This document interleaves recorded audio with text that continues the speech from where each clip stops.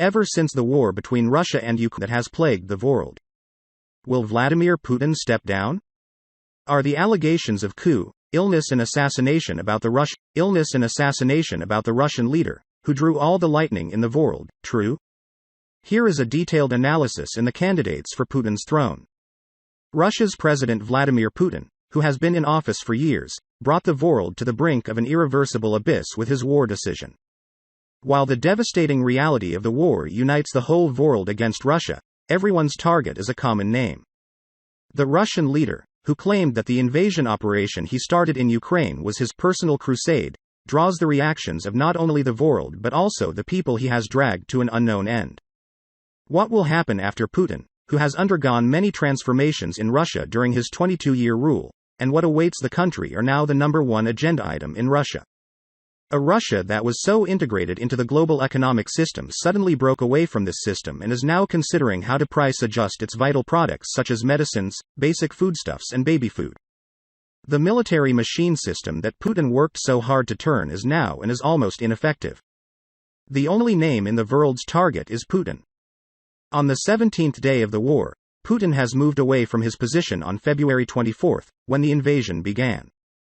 The Russian leader, who wanted the whole of Ukraine in the first days and claimed that he wanted to purify this country from Nazism, is now convinced that the Crimea and Donbass region should be recognized by Ukraine and that the issue should be closed here. However, while doing this, the violence of the attacks gradually increases and he wants to sit at the negotiation table with his hand strengthened and taking over more cities. So will he be able to do this? And above all, will he still be sitting in his chair when all this happens? Disease rumors in systems like Putin's power is not easy to change hands. As such, those who want to get rid of Putin place their hopes on the law of mortality.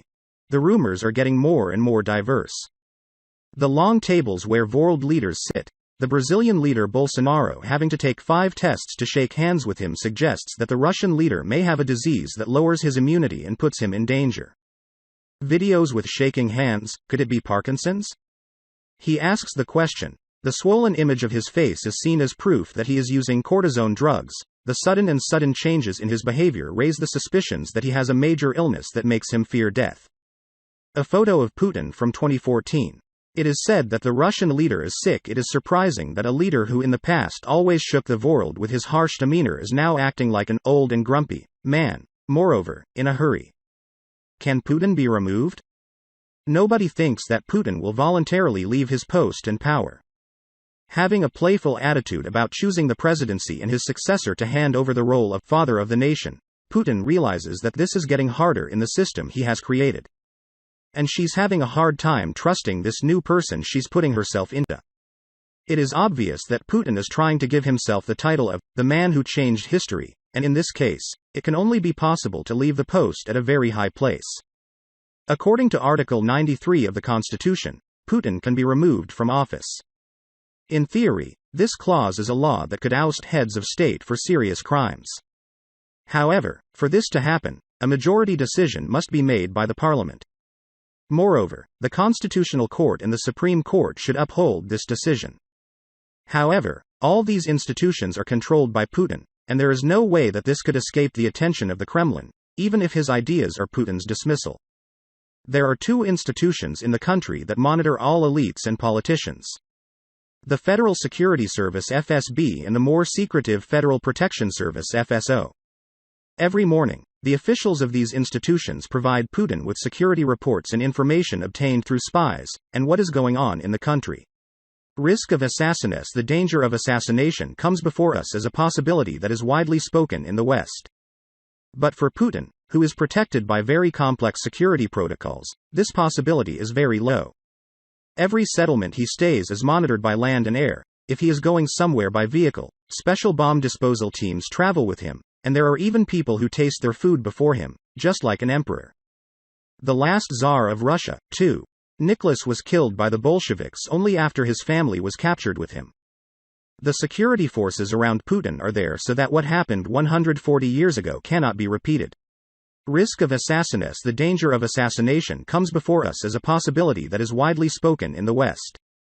But for Putin, who is protected by very complex security protocols, this possibility is very low. Every settlement he stays is monitored by land and air. If he is going somewhere by vehicle, special bomb disposal teams travel with him, and there are even people who taste their food before him, just like an emperor. The last Tsar of Russia, too.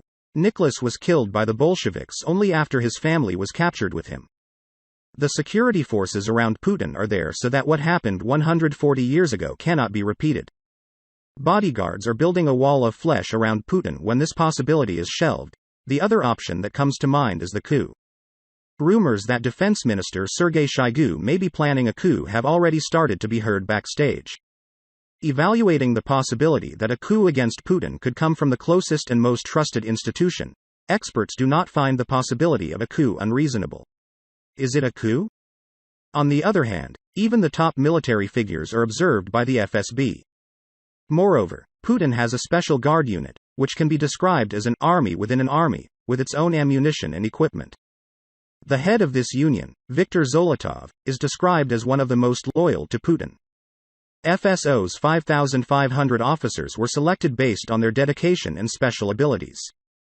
Although he feels safe under all this protection, precisely this sensitivity could end everything.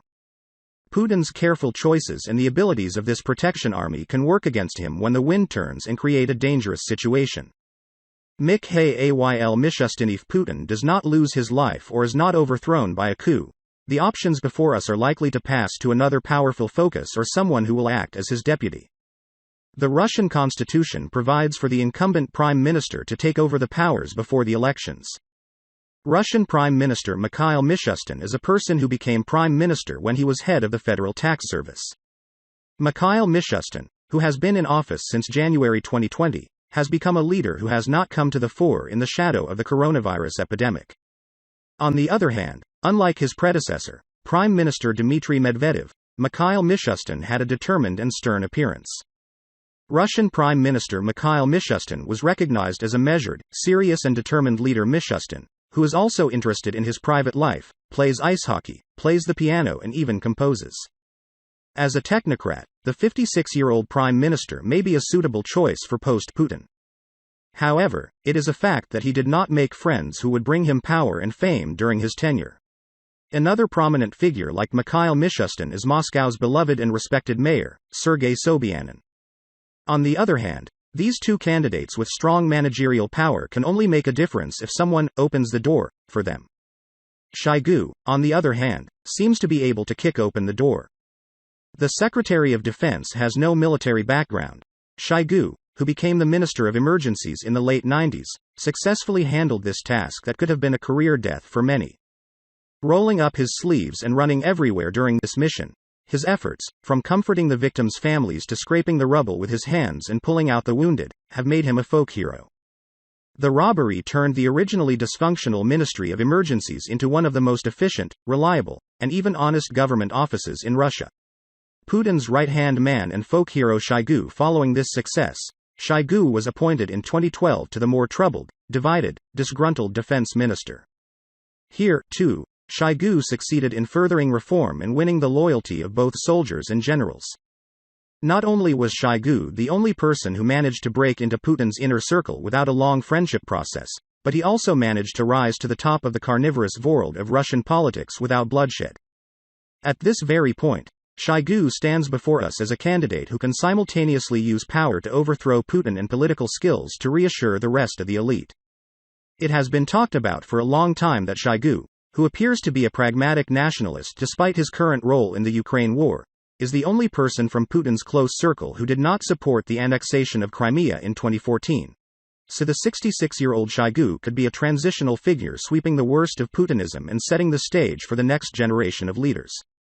Medvedev. This option could also include Medvedev, who is in theory the only modern Russian politician to be both prime minister and president.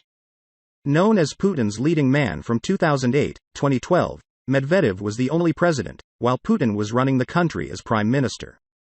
Recently, 56-year-old Medvedev, who has held an honorable but essentially meaningless position as vice chairman of the Security Council, has reinstated himself as a hawk, taking an extreme position on everything from the death penalty to confiscating the assets of companies leaving Russia.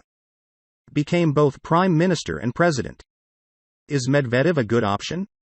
In 2016, Medvedev has been the subject of ridicule in the country since followers of opposition leader Alexei Navalny revealed that Medvedev's summer house was in fact a magnificent 18th-century palace. So Medvedev could possibly be re-elected, but only as deputy. If a group of powerful people want a frontman they don't have to fear, Medvedev would be the right address for that person.